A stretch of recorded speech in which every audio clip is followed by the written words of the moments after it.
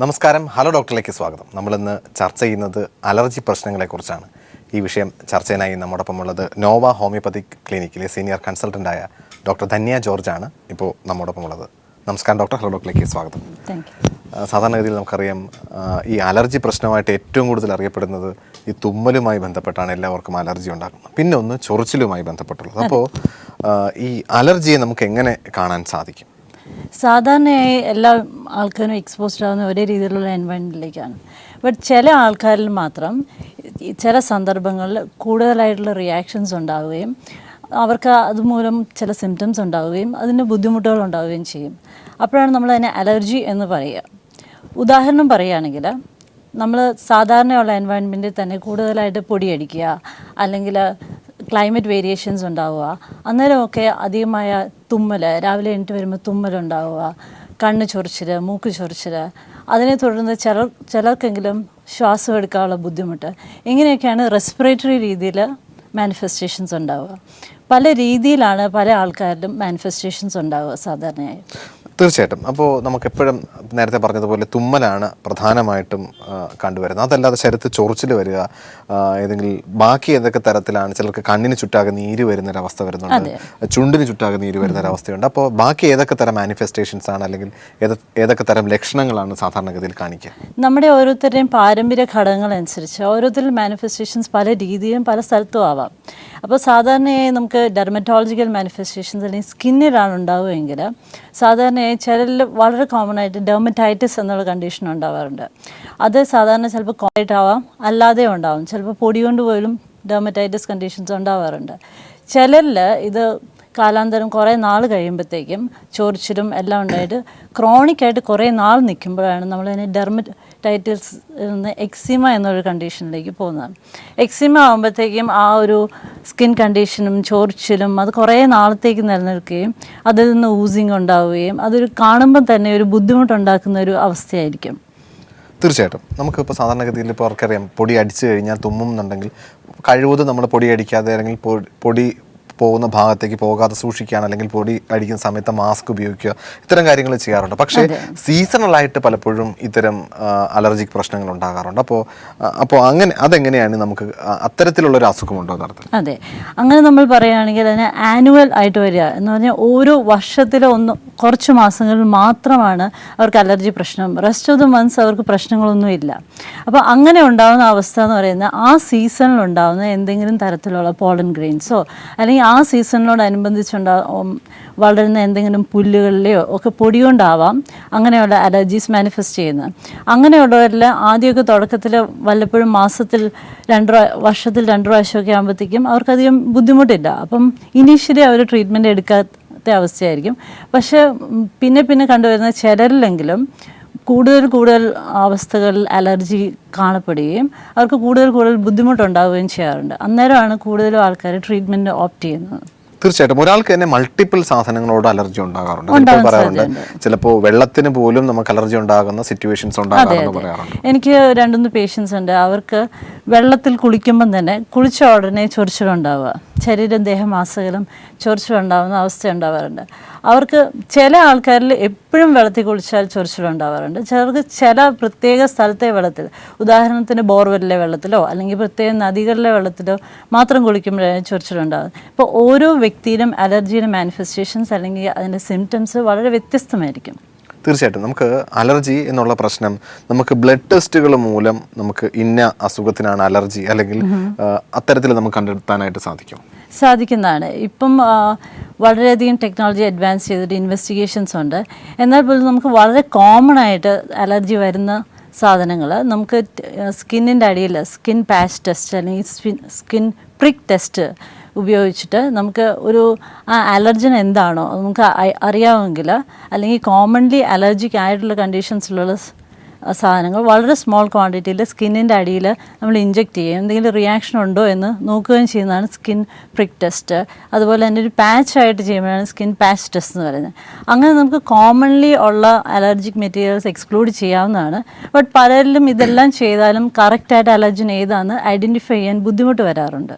തീർച്ചയായിട്ടും ഈ ഭക്ഷണത്തിൽ വരുന്ന അലർജി പലപ്പോഴും ഒരു എമർജൻസി ഉണ്ടാവുകയും അല്ലെങ്കിൽ ഒരു ഹോസ്പിറ്റലൈസേഷൻ വേണ്ടി വരുന്ന പല അവസ്ഥ പോലും ഉണ്ടാക്കും. അപ്പോൾ ഭക്ഷണത്തിൽ കോമൺ ആയിട്ട് കാണപ്പെടുന്ന അലർജി അല്ലെങ്കിൽ അലർജി ഉണ്ടാക്കുന്ന ഭക്ഷണങ്ങളെല്ലാം ഏതൊക്കെയാണ്? സാധാരണഗതിയിൽ ഇപ്പോൾ മുട്ട, മീനൊക്കെ വളരെ കോമൺ ആയിട്ട് പറയാറുണ്ട്. അപ്പോൾ ഇത്തരം ഭക്ഷണത്തിൽ നിന്ന് ഒഴിഞ്ഞു നിൽക്കുക മാത്രമാണോ അതിനൊരു പ്രതിവിധി എന്ന് പറയുന്നത്? അല്ല, ഇപ്പം സാധാരണ അലർജി ഇങ്ങനെ കൂടിക്കൂടി വരികയാണ് പലരിലും. ഇപ്പോൾ ചിലർക്കൊക്കെ പാലിനോട് മാത്രമായിരിക്കും അലർജി, ചിലർ ഗ്ലൂട്ടിനോടായിരിക്കും അലർജി, വേറെ കോമൺലി കാണുന്ന എഗ് യോക്കിനോടൊക്കെ അലർജി കാണാറുണ്ട്. അപ്പം ചില ആൾക്കാരിൽ തുടക്കത്തിൽ 1-2 വസ്തുക്കളോടായിരിക്കും അലർജി. അപ്പം നമുക്കത് മാറ്റി നിർത്തി മറ്റു ഭക്ഷണങ്ങൾ ട്രൈ ചെയ്യാവുന്നതാണ്. പക്ഷെ ചിലർക്ക് അത് വളരെ ഇഷ്ടമുള്ളൊരു ഭക്ഷണമാണെങ്കിൽ പോലും അത് മാറ്റി വെക്കേണ്ട ഒരു അവസ്ഥയാണ് വരാറ്. ഹോമിയോപ്പതിക് ട്രീറ്റ്മെൻറ്റും ഉണ്ട്. നമുക്ക് ഈ അവസ്ഥയെ ഗ്രാജ്വലി മാറ്റി നമുക്ക് ആ വ്യക്തിക്ക് ഇഷ്ടമുള്ള ഭക്ഷണങ്ങൾ കഴിക്കാവുന്ന ഒരവസ്ഥയിലോട്ട് എത്തിക്കാൻ സാധിക്കുന്നതാണ്. പല ആൾക്കാർക്കും മുട്ട ഇഷ്ടമാണ്, പക്ഷെ മുട്ട അവോയ്ഡ് ചെയ്യേണ്ട സിറ്റുവേഷൻ വരിക. പിന്നെ നമ്മൾ ജോലി സാഹചര്യമാണെങ്കിലും പഠിത്തത്തിൻ്റെ സാഹചര്യമാണെങ്കിലും വീട്ടിൽ നിന്ന് മാറി നിൽക്കുമ്പം നമുക്ക് എല്ലാ ഓപ്ഷൻസും അവൈലബിൾ ആയിരിക്കില്ല. അപ്പോൾ നമുക്ക് അലർജി ഉണ്ടെങ്കിൽ അത് കറക്റ്റായി ഹോമിയോപ്പതിക് ട്രീറ്റ്മെൻറ്റ് എടുത്ത് മാറ്റാവുന്നൊരു സാഹചര്യം ഉള്ളപ്പോൾ എപ്പോഴും മാറ്റുന്നതായിരിക്കും നല്ലത്. തീർച്ചയായിട്ടും നമുക്കിപ്പോൾ ഒരു അലർജിയുമായി ബന്ധപ്പെട്ട് ഏറ്റവും കൂടുതൽ സംസാരിക്കുന്ന ഒരു വാക്കാണ് യഥാർത്ഥത്തിൽ അലർജിക് റൈനൈറ്റിസും അതുപോലെ തന്നെ അലർജിക് ആസ്മയും. അപ്പോൾ ഈ അലർജിക്ക് അല്ലെങ്കിൽ തുടരെ ഉണ്ടാകുന്ന റെസ്പിറേറ്ററി ഇൻഫെക്ഷൻസ് അല്ലെങ്കിൽ റെസ്പിറേറ്ററി അലർജികൾ ഈ ആസ്മയിലേക്ക് എത്തിക്കാൻ സാധ്യതയുണ്ട്. അലർജിക് റൈനൈറ്റിസ് എന്ന് പറയുമ്പം നമുക്ക് സിംറ്റമായിട്ട് വരുന്നത് മൂക്കിൽ നിന്ന് ഒത്തിരി വെള്ളം വരിക, കണ്ണ് ചൊറിച്ചിൽ, രാവിലെ എണീറ്റ് വരുമ്പോൾ തുമ്മലുണ്ടാവുക, ഇങ്ങനത്തെ പ്രശ്നങ്ങളാണ്. ഇപ്പോൾ ചിലർക്ക് അത് ഒത്തിരി ബുദ്ധിമുട്ടുണ്ടാക്കുന്ന രീതിയിൽ വരെ തുമ്മലിങ്ങനെ നിർത്താതെ തുമ്മുകയൊക്കെ ചെയ്യാറുണ്ട്. അപ്പം അത് ചിലരിൽ ഒത്തിരി സമയമെടുത്തിട്ടോ ചിലർക്ക് ശ്വാസം മുട്ടൽ എന്നുള്ളൊരവസ്ഥയിലേക്ക് വരാറുണ്ട്. അപ്പോൾ ചിലർക്ക് ഒത്തിരി ബുദ്ധിമുട്ടുള്ള അവസ്ഥയിലെത്തുമ്പോൾ മാത്രമേ ട്രീറ്റ്മെൻറ്റിന് പോകാറുള്ളൂ. എപ്പോഴും നല്ലത് ഈ അലർജിക് റൈനൈറ്റിസ് ആയിട്ടുള്ള കണ്ടീഷനിൽ തന്നെ ട്രീറ്റ്മെൻറ്റ് തുടങ്ങുകയാണെങ്കിൽ നമുക്ക് കുറച്ചുകൂടെ ഫാസ്റ്റായിട്ട് നമുക്ക് നല്ല ക്യൂർ കൊടുക്കാൻ സാധിക്കും. തീർച്ചയായിട്ടും ഈ അലർജിയുമായി ബന്ധപ്പെട്ട് വരുമ്പോൾ നമുക്കറിയാം വീട്ടിലെ ചില പൊടികളുള്ള സമയത്ത് രാവിലെ എണീറ്റ് കഴിഞ്ഞാൽ ഭയങ്കര ഒരു 10-15 പ്രാവശ്യം തുമ്മും. ഒരു ഉച്ചയോടുകൂടി വെയിലടിക്കുന്ന സമയത്ത് ആ തുമ്മൽ പതുക്കെ കുറഞ്ഞു മാറി വൈകുന്നേരം ആകുമ്പോഴത്തേക്ക് ഏറെക്കുറെ കാര്യം വരും. ചില ആൾക്കാർക്കാണെങ്കിൽ ഒരു മൂക്ക് കംപ്ലീറ്റ് ആയിട്ട് അടഞ്ഞിരിക്കുന്ന ഒരു അവസ്ഥ ഉണ്ടാകാറുണ്ട്. അപ്പോൾ ഇത്തരം സാഹചര്യങ്ങളിൽ നമ്മൾ എന്താണ് ചെയ്യുന്നത്? നമ്മളെ വീട്ടിൽ നമ്മൾ ഒരു അലർജി ഒഴിവാക്കാനായിട്ട് നമ്മൾ എന്തൊക്കെ കാര്യങ്ങൾ ചെയ്യണം? ഇപ്പം നമ്മുടെ ജീവിത സാഹചര്യം നമുക്ക് അവോയ്ഡ് ചെയ്യാൻ തുടങ്ങുകയാണെങ്കിൽ നമുക്ക് എല്ലാം അവോയ്ഡ് ചെയ്യേണ്ടതായിട്ട് വരും. ഇപ്പം നമുക്ക് ഓഫീസിൽ പോകണം, സ്കൂളിൽ പോകണം, അല്ലെങ്കിൽ നമുക്ക് ഇപ്പോഴത്തെ ജോലി സാഹചര്യത്തിൽ പല സ്ഥലത്ത് ട്രാവൽ ചെയ്യേണ്ടി വരും. അപ്പം എല്ലാം നമുക്ക് അലർജിക് ആയിട്ടുള്ള എല്ലാം അവോയ്ഡ് ചെയ്യാൻ എപ്പോഴും സാധിച്ചു എന്ന് വരില്ല. ഇപ്പോൾ നമുക്ക് കിട്ടുന്ന ഫുഡ് അല്ലെങ്കിൽ നമുക്ക് ട്രാവൽ ചെയ്യേണ്ട എൻവയോൺമെൻറ്റ് അതനുസരിച്ചിട്ടായിരിക്കും. അപ്പം നമുക്ക് ചെയ്യാൻ സാധിക്കുക എന്ന് പറഞ്ഞാൽ കറക്റ്റായിട്ട് ഹോമിയോപ്പതിക് മെഡിസിൻ കുറച്ചുകൂടി ഇൻഡിവിജ്വലൈസ്ഡ് ആണ്. ഇപ്പോൾ ഓരോ വ്യക്തിയുടെയും ഈ ഓരോരോ പ്രത്യേകത, ഓരോരുത്തരിലും മാനിഫെസ്റ്റേഷൻസ് വേറെയാണെന്ന് നമ്മൾ പറഞ്ഞല്ലോ. അതനുസരിച്ച് അത് കൺസിഡർ ചെയ്തിട്ടാണ് മെഡിസിൻസ് എടുക്കാറ്. അപ്പം ഈവൻ ഒരു സാധനത്തോടുള്ള അലർജി ആണെങ്കിലും പല സാധനങ്ങളോടുള്ള അലർജി ആണെങ്കിലും നമ്മളത് കൺസിഡർ ചെയ്തിട്ട് ഇൻഡിവിജ്വലൈസ്ഡ് ആയിട്ടാണ് നമ്മൾ ട്രീറ്റ്മെൻറ്റ് കൊടുക്കുന്നത്. തീർച്ചയായിട്ടും നമുക്ക് പലപ്പോഴും നമുക്കറിയാം വീട്ടിൽ പെറ്റ്സ് ഒക്കെ ഉണ്ടാവും, ചില പട്ടിയോ പൂച്ചയോ ഒക്കെ വളർത്തുന്നുണ്ടാവും. അപ്പോൾ ഇത്തരം പെറ്റ്സിൽ നിന്നും അലർജി വരാനുള്ള സാധ്യത എത്രത്തോളം ഉണ്ട്? സാധാരണയായിട്ട് ഈ അലർജിക് എൻവയോൺമെൻറ്റ് ഒന്നാണ് പറയുന്നത് പെറ്റ്സിൻ്റെയും ഇത് പെറ്റ്സിൻ്റെ പൂടയും അതിൽ നിന്നുണ്ടാകുന്ന ഫിക്കൽ മാറ്ററിൽ നിന്നുള്ള പൊടിയും എല്ലാം അലർജിക് ആയിട്ടുള്ള ആൾക്കാർക്ക് കൂടുതൽ ബുദ്ധിമുട്ടുണ്ടാക്കാറുണ്ട്. അപ്പോൾ അങ്ങനെ അലർജിക് ആയിട്ടുള്ള ആൾക്കാർ ആ ഒരു അലർജിക് കണ്ടീഷനിൽ നിന്ന് കുറച്ചുകൂടെ റിക്കവർ ചെയ്യുന്നവരെ പെറ്റ്സിനെയൊക്കെ കഴിവതും അവോയ്ഡ് ചെയ്യുന്നതാണ്, അല്ലെങ്കിൽ പെറ്റ്സിനെ വളർത്താതിരിക്കുന്നതാണ് കൂടുതൽ അഭികാമ്യം. പിന്നെ പെറ്റ്സിനെ വളർത്തണമെന്ന് ആഗ്രഹമുള്ളവർ ഇങ്ങനെ ട്രീറ്റ്മെൻറ്റ് എടുത്ത് കുറച്ചുകൂടെ ഇമ്മ്യൂണിറ്റി വർദ്ധിപ്പിച്ചതിന് ശേഷം പെറ്റ്സിനെ വളർത്താവുന്നത്. മാഡം, സാധാരണഗതിയിൽ നമ്മൾ നേരത്തെ പറഞ്ഞ പോലെ ഈ ഭക്ഷണം കഴിച്ച് കഴിഞ്ഞാൽ വരുന്ന അലർജി നമുക്ക് എങ്ങനെ തിരിച്ചറിയാം? നമുക്കറിയാം, നമ്മൾ പുറത്ത് പോകുമ്പോൾ പലതരം ഭക്ഷണം കഴിക്കാറുണ്ട്, അല്ലെങ്കിൽ വീട്ടിൽ തന്നെ കഴിക്കാറുണ്ട്. ഒരിക്കൽ കഴിച്ച ഭക്ഷണം രണ്ടാമത് കഴിച്ചാൽ ചിലപ്പോൾ അലർജി ഉണ്ടാകത്തില്ല, ചിലപ്പോൾ ആദ്യം അലർജി ഉണ്ടാകുന്നത് പിന്നീട് അലർജി ഉണ്ടാക്കത്തില്ല. അപ്പോൾ നമ്മൾ ഈ ഭക്ഷണത്തിനോടുള്ള അലർജി നമുക്ക് എങ്ങനെ തിരിച്ചറിയാനായിട്ട് സാധിക്കും? സാധാരണയായി മറ്റ് ഗ്യാസ്ട്രിക് സിംറ്റംസ്, മറ്റ് അസുഖങ്ങളുടെ ലക്ഷണം വെച്ച് നമുക്ക് തിരിച്ചറിയാൻ സാധിക്കുന്നത് എപ്പോഴും ഇപ്പം ഉദാഹരണത്തിന് മുട്ടയാണെങ്കിൽ മുട്ട കഴിക്കുമ്പോഴെല്ലാം ഒരേ രീതിയിൽ നമുക്ക് വയർ അപ്സെറ്റ് ആവുക, ഛർദ്ദിക്കാൻ വരിക, വയറ് ലൂസ് മോഷൻ ഉണ്ടാവുക, അങ്ങനെയൊക്കെ തുടർച്ചയായിട്ട് കുറേ പ്രാവശ്യം വരിക. വീട്ടിൽ ഒരുമിച്ച് ഭക്ഷണം കഴിച്ച മറ്റ് അംഗങ്ങൾക്ക് ഈ പ്രശ്നങ്ങൾ ഉണ്ടാവാതിരിക്കുക. അങ്ങനെയുള്ളപ്പോൾ നമുക്ക് ഡിഫറൻഷ്യേറ്റ് ചെയ്യാം, ഇത് ആവാൻ സാധ്യതയുണ്ട് എന്നുള്ള ഡിഫറൻഷ്യേറ്റ് ചെയ്യാൻ സാധിക്കും. ഇതുപോലെ പലതരത്തിലുള്ള ഫുഡ് ഐറ്റംസ് ഈയിടെയായിട്ട് ഒത്തിരി ആൾക്കാരിൽ ബുദ്ധിമുട്ടുണ്ടാക്കാറുണ്ട്. പ്രത്യേകിച്ച് പാലൊക്കെ ഇപ്പോൾ യൂറോപ്യൻ രാജ്യങ്ങളിലും അമേരിക്കയിലും കാനഡയിലും ഒക്കെ പാല് പോലും പലർക്കും അലർജിയാണ്. പാലിൽ ഘടകങ്ങൾ, പിന്നെ ഗോതമ്പിലെ ഗ്ലൂട്ടിൻ, ഈവൻ അതിൻ്റെ സെൻസിറ്റിവിറ്റി ഇപ്പോൾ പലർക്കും കൂടുതലായി കാണപ്പെടുന്നുണ്ട്. അതുപോലെ തന്നെ ഫുഡിൽ മറ്റ് അലർജി ആയിട്ട് വരാവുന്നതാണ് സോയ, പീനട്ട്സ്, അങ്ങനെയുള്ള വസ്തുക്കളൊക്കെ. അപ്പം കുട്ടികൾക്ക് ചെറുപ്രായത്തിൽ ഒരു 17 മാസത്തിന് മുമ്പുള്ള സമയത്ത് അധികം സാധനങ്ങൾ ഇൻട്രൊഡ്യൂസ് ചെയ്യാതെ 17 മാസം കഴിഞ്ഞിട്ട് ഓരോ പുതിയ സാധനങ്ങൾ കുറേശ്ശെ ആയിട്ട് ഫുഡിൽ ഇൻക്ലൂഡ് ചെയ്യാവുള്ളൂ. അപ്പോൾ നമുക്ക് ഓരോന്നിനോടും സെൻസിറ്റിവിറ്റി ഉണ്ടോ ഇല്ലയോ എന്ന് തിരിച്ചറിയാൻ സാധിക്കും. ചിലപ്പോൾ ഒരു പ്രാവശ്യം കൊണ്ട് സെൻസിറ്റിവിറ്റി അറിയാൻ സാധിക്കത്തില്ല. 2-3 പ്രാവശ്യം കഴിച്ചതിന് ശേഷം മാത്രമേ നമുക്ക് ഒരു പെർട്ടിക്കുലർ സാധനത്തിനോട് സെൻസിറ്റിവിറ്റി ഉണ്ടോ എന്ന് അറിയാൻ സാധിക്കുള്ളൂ. അങ്ങനെ സെൻസിറ്റിവിറ്റി ഉണ്ട് എന്ന് തിരിച്ചറിഞ്ഞാൽ കഴിവതും ഇപ്പം മുട്ടയാണ് അലർജി ഉണ്ടാക്കുന്നതെങ്കിൽ മുട്ട ഉപയോഗിച്ചുണ്ടാക്കുന്ന മറ്റ് ഇപ്പോൾ ബേക്കറി ഐറ്റംസോ അല്ലെങ്കിൽ മറ്റ് വിഭവങ്ങളോ കഴിവതും ഒഴിവാക്കുക. അങ്ങനെ കുറേ ഇപ്പോൾ ഒരു വർഷമൊക്കെ ആകുമ്പോഴത്തേക്കും നമുക്ക് കറക്റ്റായിട്ട് ഐഡൻറ്റിഫൈ ചെയ്യാൻ സാധിക്കും ഇപ്പം ഈ ഒരു പ്രത്യേക ഭക്ഷണ പദാർത്ഥത്തിനോട് എന്തെങ്കിലും അലർജി ഉണ്ടോ എന്ന്. അപ്പോൾ അലർജി ഉള്ളവർ കഴിവതും അവസാനം അവോയ്ഡ് ചെയ്യുക എന്നുള്ളതാണ്. ഏത് ട്രീറ്റ്മെൻറ്റ് എടുക്കുകയാണെങ്കിലും അത് അവോയ്ഡ് ചെയ്തുകൊണ്ട് ട്രീറ്റ്മെൻറ്റ് കണ്ടിന്യൂ ചെയ്യുക. പിന്നെ അതിനോടുള്ള അലർജി കുറയുന്നതനുസരിച്ച് മാത്രമേ തിരിച്ച് ഫുഡിൽ ഇൻക്ലൂഡ് ചെയ്യാൻ പാടുള്ളൂ. തീർച്ചയായിട്ടും. നമുക്കിപ്പോൾ ഭക്ഷണത്തിൻ്റെ കാര്യം പറഞ്ഞു. ഈ അലർജിക്ക് എത്രത്തോളം പാരമ്പര്യമായിട്ടുള്ള ഘടകം നമുക്കിതിനകത്ത് കാണാൻ സാധിക്കും? പലപ്പോഴും നമുക്കറിയാം വീട്ടിൽ അച്ഛനും അമ്മയും അലർജിക്കാണെങ്കിൽ മക്കളൊരു ചിലപ്പോൾ ഒരു 10 വയസ്സ് വരെ ചിലപ്പോൾ കുഴപ്പമൊന്നും ഉണ്ടാവത്തില്ല. അവരൊരു 15 വയസ്സ് ടീനേജിലായി തുടങ്ങുമ്പോൾ തന്നെ ചിലപ്പോൾ ഈ റൈനൈറ്റീസിൻ്റെ പ്രശ്നം, അല്ലെങ്കിൽ പുറത്തടിച്ച് കഴിഞ്ഞാൽ പൊടിയടിച്ചാൽ തുമ്മുന്ന പ്രശ്നം, അപ്പോൾ കുട്ടിക്കാലത്ത് വലിയ പ്രശ്നങ്ങളൊന്നും ഉണ്ടാക്കത്തില്ല. പക്ഷേ ഒരു അഡൽട്ട് ആവുന്ന ഒരു ടീനേജിലേക്ക് എത്തുമ്പോൾ തന്നെ അവർ ഈ അലർജിക് റിയാക്ഷൻസ് കാണിച്ചു തുടങ്ങും. അപ്പോൾ പാരമ്പര്യമായിട്ട് ഏതെങ്കിലും രീതിയിലുള്ള ഘടകം ഈ അലർജിക് പ്രശ്നങ്ങളുമായി ഉള്ളൂ? മറ്റ് പല അസുഖങ്ങൾ പോലെ തന്നെ അലർജിക്ക് വളരെയധികം പാരമ്പര്യം വളരെയധികം ഇമ്പോർട്ടൻ്റ് ആണ്. സോ ഏത് അലർജി കേസ് വന്നാലും നമ്മൾ പാരമ്പര്യമായിട്ട് ആർക്കെങ്കിലും അലർജിക് മാനിഫെസ്റ്റേഷൻസ് ഉണ്ടാകുമെന്ന് ചോദിക്കാറുണ്ട്. ഉദാഹരണത്തിന് ഇപ്പം ഈവൻ ഗ്യാസ്ട്രിക് ആയിട്ടുള്ള അലർജിക് പ്രോബ്ലം ആണെങ്കിൽ പോലും ചിലപ്പം അവരുടെ ഫാദറിനോ മദറിനോ അല്ലെങ്കിൽ ഗ്രാൻഡ് പേരൻസിനോ ഒക്കെ വേറെ രീതിയിലായിരിക്കും, ചെറിയ തുമ്മലായിട്ടായിരിക്കും ചിലപ്പം അവരിൽ അത് മാനിഫെസ്റ്റ് ചെയ്യുന്നത്. അപ്പം പലരിലും പല രീതിയിലാണെങ്കിലും പാരമ്പര്യ ഘടകങ്ങളുണ്ട് എങ്കിൽ അപ്പനും അമ്മയ്ക്കും അലർജി ഉണ്ടെങ്കിൽ പിള്ളേർക്ക് വരാനുള്ള സാധ്യത വളരെയധികം കൂടുതലാണ്. അതുപോലെ തന്നെ ചെറുപ്രായത്തിൽ നമുക്ക് അലർജി ഇല്ലെങ്കിൽ പോലും വലുതാവുമ്പം അലർജി മാനിഫെസ്റ്റ് ചെയ്യാം. ചെറുപ്രായത്തിൽ ചെറിയ തുമ്മലായിട്ടാണ് മാനിഫെസ്റ്റ് ചെയ്യുന്നതെങ്കിൽ ചിലരിൽ അത് വലുതാവുമ്പം അത് ശ്വാസം മുട്ടലായിട്ടും വലിയ ബുദ്ധിമുട്ടുകളായിട്ടും മാനിഫെസ്റ്റ് ചെയ്യാറുണ്ട് ട്രീറ്റ്മെൻറ്റ് പ്രോപ്പർലി എടുത്തില്ലെങ്കിൽ. തീർച്ചയായിട്ടും.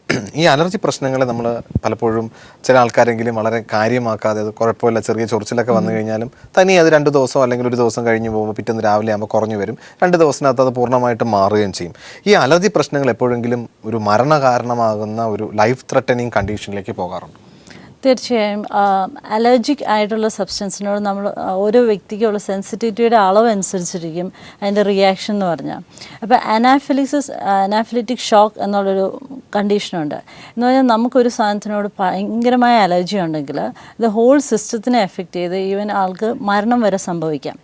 അത് ഈവൻ വളരെ നിസ്സാരമായതായിരിക്കും മറ്റുള്ളവരെ സംബന്ധിച്ചോളം, പക്ഷേ ആ അലർജി ഉള്ള വ്യക്തിയെ സംബന്ധിച്ചോളം അവർക്ക് മരണത്തിൽ വരെ കലാശിക്കാവുന്ന ഒരു അവസ്ഥയാണ് അലർജി എന്ന് പറയുന്നത്. തീർച്ചയായിട്ടും ഒരു കോൾ നമ്മൾ വെയിറ്റ് ചെയ്തിരിക്കുകയാണ്. നമസ്കാരം, ഹലോ ഡോക്ടറിലേക്ക് സ്വാഗതം. ആരാ വിളിക്കുന്നത്? ഡോക്ടർ നമ്മുടെ ഉണ്ടല്ലോ, സംശയം ചോദിച്ചോളൂ, പറയൂ. മേഡം, എൻ്റെ കണ്ണിന് ചൊറിച്ചിൽ വന്നിട്ട് കണ്ണിന് വെള്ളം വരിക, അതിനുശേഷം കണ്ണ് ചുവന്ന് വരിക, ഇത് അധികം ഉണ്ടാകുന്നുണ്ട്. ഇപ്പം ഞാൻ ഡോക്ടറെ കാണിച്ച് 2 മാസം ആയിട്ടില്ല, ഇപ്പോഴും പിന്നെയും തുടങ്ങി. ഓക്കെ, എത്ര നാളായിട്ടുണ്ട് ഈ ബുദ്ധിമുട്ട് തുടങ്ങിയിട്ട്? ഇതൊരു 5-6 വർഷമായി മേഡം തുടങ്ങിയിട്ട്. 5-6 വർഷമായി തുടങ്ങിയിട്ട്. തുടങ്ങിയ കാലത്തും ഇതേപോലെ തന്നെയായിരുന്നോ ലക്ഷണങ്ങൾ, അതെയോ ഇതിലും വളരെ മൈൽഡായിരുന്നോ? ഇതിലും മൈൽഡായിരുന്നു. മൈൽഡായിരുന്നു. വീട്ടിൽ മറ്റാർക്കെങ്കിലും ഫാദറിനോ മദറിനോ ഗ്രാൻഡ് പേരൻസിനോ അല്ലെങ്കിൽ സഹോദരങ്ങൾക്കോ ആർക്കെങ്കിലും ഇങ്ങനത്തെ പ്രശ്നങ്ങളുണ്ടോ? അവരിപ്പോ ഇല്ല, അവർക്കില്ലാന്ന് തോന്നുന്നത് എനിക്ക്. എൻ്റെ മോക്കുണ്ട്. മോക്ക് ഒരു അലർജിന്റെ പ്രോബ്ലം ഉണ്ട്. എന്തൊക്കെ അവസ്ഥയിലാണ് നിങ്ങൾക്ക് അലർജി കൂടുതലായിട്ട് ഉണ്ടാവാറുള്ളത്? എനിക്ക് പൊടി, പിന്നെ ഡസ്റ്റ് അലർജി ഉണ്ടാകാറുണ്ട്, പിന്നെ പൊല്യൂഷന്റെ വരുമ്പോഴുണ്ടാകാറുണ്ട്. ശരി. പിന്നെ കണ്ണിനാണ് പ്രധാനമായിട്ട്, കൂടുതലായിട്ട് കണ്ണിനാണ് എനിക്ക് ഭയങ്കര പ്രോബ്ലം വരുന്നത്. കണ്ണിൽ നിന്ന് വെള്ളം വരാറുണ്ടോ? ആ കണ്ണ് നല്ലോണം വെള്ളം വരും, കണ്ണ് ചുവന്ന് വരും. ഓക്കെ. കണ്ണിന് ചുറ്റും തടുപ്പായിട്ട് വല്ലതും വരാറുണ്ടോ? ആ ഉണ്ട് ഉണ്ട് ഉണ്ട്. ഉണ്ട്. ഈ അലർജി വന്നിട്ട് തുമ്മല്, ശ്വാസം മുട്ടൽ അങ്ങനത്തെ അവസ്ഥയിലോട്ട് വരാറുണ്ടോ? എനിക്ക് ഓൾറെഡി ബ്രോങ്കറ്റിക് അസ്മന്റ് ഉണ്ട്, അതിന് ഇൻഹേലർ യൂസ് ചെയ്യുന്നുണ്ട് ഞാൻ. ഇൻഹേലർ യൂസ് ചെയ്യുന്നുണ്ട്. അപ്പം ഇതൊരു വലിയ പാരമ്പര്യ ഘടകമാണ്. പ്രോപ്പർലി ട്രീറ്റ് ചെയ്തില്ലെങ്കിൽ ബുദ്ധിമുട്ട് ചിലപ്പോൾ കൂടി വരാനും സാധ്യതയുണ്ട്. അതുകൊണ്ട് നമുക്ക് ചെയ്യാൻ സാധിക്കുന്നതെന്ന് വെച്ചാൽ കറക്റ്റായിട്ടൊരു ഹോമിയോ ഡോക്ടറിനെ പോയി കണ്ടിട്ട് നിങ്ങളുടെ ശാരീരികവും മാനസികവുമായിട്ടുള്ള എല്ലാ കാര്യങ്ങളും വിശദമായി ഡോക്ടറിനോട് പറയുക. ഡോക്ടറിനോട് പറഞ്ഞതിന് ശേഷം കുറച്ച് നാൾ കണ്ടിന്യൂസ് ആയിട്ട് മെഡിസിൻ കഴിക്കുക. ഇതിപ്പോൾ പാരമ്പര്യമായിട്ടുള്ള ഒരവസ്ഥയാവാനാണ് സാധ്യത. പിന്നെ നിങ്ങൾക്ക് കുറേ വർഷങ്ങളായിട്ടുള്ള ഒരവസ്ഥയാണ്. അപ്പം കറക്റ്റായിട്ട് ഹോമിയോപ്പതിക് മെഡിസിൻ ഡോക്ടർ പറയുന്നതനുസരിച്ച് കഴിക്കുക. പിന്നെ ഇനീഷ്യലായിട്ടുള്ള ചികിത്സ തുടങ്ങുന്ന സമയത്ത് നിങ്ങൾക്ക് അലർജിക് ആയിട്ടുള്ള അവസ്ഥകൾ കഴിവതും അവോയ്ഡ് ചെയ്യുക. ഇപ്പം നിങ്ങൾ ട്രാവലൊക്കെ ചെയ്യുകയാണെങ്കിൽ മാസ്ക് ഒക്കെ ഉപയോഗിക്കുക. പിന്നെ മോളുടെ കാര്യത്തിലാണെങ്കിലും ഒരു ഏർലി ട്രീറ്റ്മെൻറ്റ് എടുത്താൽ അത്രത്തോളം നാൾ നിങ്ങൾക്ക് അലർജി കുറഞ്ഞിരിക്കും. പാരമ്പര്യം അനുസരിച്ച് സിവിയറിറ്റി കുറഞ്ഞിരിക്കും. പ്രോപ്പർ ട്രീറ്റ്മെൻറ്റ് എടുത്താൽ കുറേ നാളത്തേക്ക് അത് മാറി നിൽക്കുകയും ചെയ്യും. താങ്കളുടെ സംശയം മാർക്കാണെന്ന് പ്രതീക്ഷിക്കുന്നു. വിളിച്ചതിന് നന്ദി. ഒരു കോൾ കൂടെ നമ്മൾ വെയിറ്റ് ചെയ്തിരിക്കുകയാണ്. നമസ്കാരം. ഹലോ ഡോക്ടറിലേക്ക് സ്വാഗതം. ആരാ വിളിക്കുന്നത്? ഷർഫാണ് വിളിക്കുന്നത്. ഡോക്ടർ നമ്മുടെ ഉണ്ടല്ലോ, സംശയം ചോദിച്ചോളൂ, പറയൂ. അത് എന്താണെന്ന് പറഞ്ഞാൽ എൻ്റെ സ്കിൻ ഒരു ചെറിയൊരു പനി വന്നിരുന്നു. എത്ര നാൾ മുമ്പായിരുന്നു പനി? ഇപ്പൊ ഒരു വിത്തിൻ 1 മന്തിന്റെ ഉള്ളിലുള്ള കാര്യങ്ങളാണ് ഞാൻ പറയുന്നത്. ഓക്കെ. അപ്പൊ അതോടുകൂടി ചെറിയ ഒരു ശരീരമെല്ലാം ഭയങ്കര ചൊറിച്ചില്ല. അപ്പൊ അത് ചൊറിഞ്ഞു കഴിഞ്ഞാൽ അങ്ങനെ റെഡ് കളർ അടിക്കുന്നുണ്ട്. അപ്പൊ അത് ഡോക്ടർക്ക് കാണിച്ച് ഗുളിയൊക്കെ കഴിച്ചപ്പോ അത് പോയി. പിന്നെ രാത്രി കിടന്നു കഴിഞ്ഞാൽ കഴിയൊക്കെ ഭയങ്കര പെയിനാ. അപ്പോൾ വീണ്ടും ഡോക്ടറെ കാണിച്ചപ്പം പറഞ്ഞു അത് അലർജിന്റെ നീരുള്ളത് കൊണ്ടാന്ന് പറഞ്ഞിട്ട് ഗുളിക തന്ന്. ഡോക്ടർ എന്തെങ്കിലും ഡയഗ്നോസിസ് ആയിട്ട് പറഞ്ഞായിരുന്നോ? ഓർട്ടിക്കേരിയ ആണോ അങ്ങനെ എന്തെങ്കിലും പറഞ്ഞായിരുന്നോ? അങ്ങനെ ഒന്നും പറഞ്ഞിട്ടൊന്നുമില്ല. അലർജിന്റെ എന്നാ പറഞ്ഞത്. അപ്പൊ അത് ഗുളിക കഴിച്ചപ്പോ അതിന് കുറച്ച് സമാധാനം ഉണ്ടായിരുന്നു. ഇപ്പൊ ഗുളിക കഴിഞ്ഞപ്പം വീണ്ടും ഇങ്ങനെ ചൊറിഞ്ഞ സ്ഥലത്ത് ഇങ്ങനെ ഒരു റെഡ് കളർ അടിക്കുക. പിന്നെ അത് പോകുന്നുണ്ട്, ഒരു 1/2 മണിക്കൂർ കൊണ്ട് സംഭവം പോകുന്നുണ്ട്. അപ്പൊ ഇപ്പൊ അപ്പൊ ഞാൻ യാദൃശികമായിട്ട് ഇപ്പൊ ഹലോ ഡോക്ടർ കണ്ടത്. ശരീരത്തിന് ഒരുപാട് സ്ഥലങ്ങളിൽ അങ്ങനെ ഉണ്ടോ? ഇല്ല, ഒന്നിക്ക് കൈ, അല്ലെങ്കിൽ പിന്നെ ചെസ്റ്റിന്റെ അടുത്ത്, പിന്നെ കാല്. ചെറിയ കുരുകുരു പോലെയാണോ അതോ ഇങ്ങനെ ഒരു ഉറുമ്പൊക്കെ കടിച്ച് തടിച്ചു വരുന്നോ, അല്ലെ ഇങ്ങനെ ഇച്ചിരി വലുപ്പത്തിലാണോ? അല്ലല്ല, ഒരു നമ്മൾ സാധാരണ ചൊറിഞ്ഞ് കഴിഞ്ഞാലുള്ള ഒരു ഇതുണ്ടല്ലോ, ഒരു റെഡ് കളർ, അങ്ങനെയുള്ള ഇത്. പക്ഷെ അവിടെ ടച്ച് ചെയ്യുമ്പോൾ ഭയങ്കര ചെറിയൊരു ഹോട്ടും ഉണ്ട്, ചൂട് അങ്ങനെ അനുഭവപ്പെടുന്നു. Okay okay. ഈ പനി വരുന്നതിന് മുമ്പ് എന്തെങ്കിലും ഇതേപോലെ വന്നിട്ടുണ്ടോ? ഇല്ല ഇല്ല, ഒന്നും വന്നിട്ടില്ല. സാധാരണ എന്തെങ്കിലും ഇപ്പൊ ജീവികളൊക്കെ കടിക്കുവാണെങ്കിൽ ഇതുപോലെ തടിച്ചു വരാറുണ്ടോ? ജീവികള് അങ്ങനെ എന്തെങ്കിലും ഒരു കടിച്ച് അങ്ങനെ ചെറുങ്ങനെ അത്. പക്ഷെ അപ്പടിന്റെ പോക്കുണ്ട്, ഒരു നോർമൽ ആയിട്ടുള്ള ഒരു ഇതാ. Okay okay. അപ്പം ചെയ്യാൻ സാധിക്കുന്ന ഇനിയും ഇത് കുറേ മാസങ്ങൾ നിൽക്കുന്നുണ്ടോ എന്ന് ശ്രദ്ധിക്കുക. ഓക്കെ. ഇപ്പം 1-2 ആഴ്ച കൊണ്ട് അത് സബ്സൈഡ് ചെയ്ത് പോകുന്നുണ്ടെങ്കിൽ കുഴപ്പമില്ല. അതിനുശേഷം ഇതിങ്ങനെ തുടർന്ന് നിൽക്കുവാണെങ്കിൽ കറക്റ്റായി പ്രോപ്പറായിട്ട് ട്രീറ്റ്മെൻറ്റ് എടുക്കുന്നത് തന്നെയാണ് അഭികാമ്യം. ഓക്കെ. താങ്കളുടെ സംശയം മാർക്കാണെന്ന് പ്രതീക്ഷിക്കാം. വിളിച്ചതിന് നന്ദി. സാധാരണഗതിയിൽ അലർജി പ്രശ്നങ്ങളുമായിട്ട് ചെല്ലുമ്പോൾ ഡോക്ടർമാർ പറയാറുള്ളതാണ്, നിങ്ങൾ ഇന്ന മിസ്റ്റേക്ക് ചെയ്തു, മറ്റത് ചെയ്തുകൂടായിരുന്നു. അപ്പോൾ സാധാരണ ഈ അലർജി പ്രശ്നങ്ങളുമായിട്ട് വരുന്ന ആൾക്കാർ സാധാരണ കാണിക്കുന്ന മിസ്റ്റേക്സ് എന്തൊക്കെയാണ്? കൂടുതലായിട്ടും അവർ എക്സ്പോസ്ഡ് ആവാൻ പാടില്ലാത്ത സാഹചര്യങ്ങളിൽ എക്സ്പോസ്ഡ് ആവുക. പിന്നെ ചിലർക്ക് ചില തരത്തിലുള്ള മരുന്നിനോട് അലർജി ഉണ്ടാവും. അപ്പം എപ്പോഴും നമ്മളെ ട്രീറ്റ് ചെയ്യുന്ന ഡോക്ടറിനോട് അത് എന്തൊക്കെ അലർജി ഉണ്ടെന്ന് നമുക്ക് അറിയാമെങ്കിൽ അത് ഡോക്ടറിനോട് ഓൾറെഡി പറയുക. അതാണ് ഓരോ പേഷ്യൻറ്റും ചെയ്യേണ്ടത്.